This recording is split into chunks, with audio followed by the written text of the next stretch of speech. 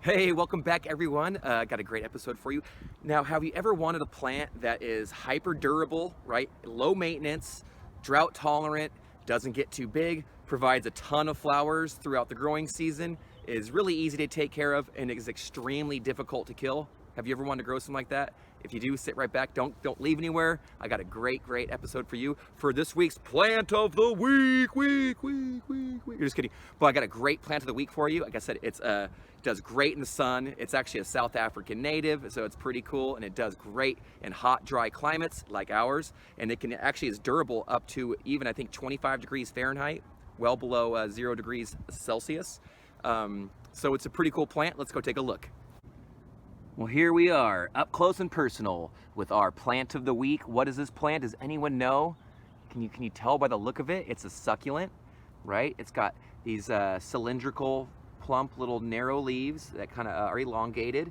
It's got these little flower spikes that come up. The plant itself, the leaves only get about 1.5 feet, 2 feet tall. The flower spikes will come about 1 foot or so above that, which the whole thing never really gets more than a couple feet tall.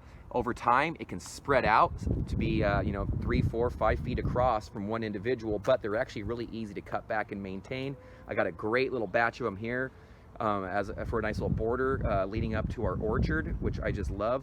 What is this plant? The South African native. This is Bulbine frutescens. Bulbine. So Bulbine, sometimes called Cape balsam, is one of its botanical, or one of its common names rather, but its botanical name is Bulbine frutescens, and a couple different varieties. Sometimes this one has orange and yellow. I've seen some that are just solid orange, and maybe even more varieties out there. I don't know, but these are the ones I'm accustomed to. We grow them here at the school like crazy. Like I said, it is a succulent, so it's super drought tolerant. It really doesn't require a ton of excess moisture, although a little bit of irrigation in the hottest part of the year will keep them looking extra happy and nice. I've seen them get really hurt and beat up and then just come right back. And so they're just a fearsome plant that is really easy to maintain. Like I said, doesn't get that big. It's soft to the touch. You can touch it with your hand. These flower spikes, bees love them. Typically, you'll see bees on them and coming to them. And so they're a good little way to attract some pollinators, but maybe not quite as gnarly as like a rosemary is, where if you have them, they're just always covered in bees. But decent for pollinators. Like I said, easy to take care of. As these flower spikes dry up, when they get, you can either cut them back with some shears to induce more blooming, or you can actually even pull them up when they get dry enough. They'll just tug right out with a gentle little pull. And so they're really, like I said, they're really easy to maintain, trim back. When they're not blooming, it actually forms a really nice little informal kind of hedge or border of all the foliage, that green kind of lush, almost looks like an ice plant in a way. But a bit more robust as far as it grows a bit thicker and is more of a mounding plant than as I said, compared to a trailer like the ice plant. But I'll show you a few more examples of it on campus so you can see the different specimens. But just a fantastic plant to grow. It's super tolerant of the hot sun. Like I mentioned earlier, it actually can, I believe, is evergreen up to about 25 degrees Fahrenheit. So it can handle temps below freezing. But we just love growing it here. It propagates like no other. Let me see if I can show you. So if you want a plant that you can grow more of and then give to your friends, or maybe even sell on the Facebook and whatnot, on the interwebs, they're easy to propagate because you can literally just get in here and indiscriminately just rip one out, and I'll show you. And I didn't even really hurt the plant. You can probably barely even tell, but they actually put out aerial roots pretty well. Let me see if I can get out of that shade. They put out aerial roots pretty good. And so you can see right here, it's already has roots forming out of it. And so it's actually really easy.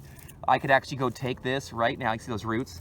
Look how far up the stem the roots actually will form to get moisture. So they're really adaptive at seeking out new water sources. But for us, you could take that, plant it. This is actually, look at that, it's actually 3 individuals right there. But you can plant those in soil or get them maybe in a little cup of water for a day or two. But I would just put in some nice, moist, well-drained potting soil, put it in the shade for a few days. Then it'll be rooted after about a week or two, and then you can put it back in the full sun, sell it, replant it, give it away, whatever you think. But it's just a fantastic plant. Like I said, it doesn't get too large. It's easy to maintain. It doesn't really require seasonal pruning. unless you really want to trim up the flower spikes as they go, the stalks. But other than that, it is such a low maintenance plant. Like I said, for here we can use it as a border plant. You can have them as a specimen by themselves in a container. They do form the clump together pretty nicely. I know I have a few at home that I really enjoy watching bloom and grow. But this is just my plant of the week for you, and I suggest that you grow it because it's just a great plant, and it, like I said, it blooms like crazy, doesn't get too big, it's not pokey, it's easy to work with, it's drought tolerant, it's frost tolerant, it's sun tolerant, heat tolerant, it's human tolerant, right? If it can survive out here with my students and me, it can definitely survive at your home. So what do you think? Was this a good plant of the week? Let us know in the comments below. If you enjoyed this video, please cultivate that like button and dig on into the subscribe, because we'd love to have you here as part of our gardening world and community, and hear from you and your garden adventures as well, and then we can all learn together.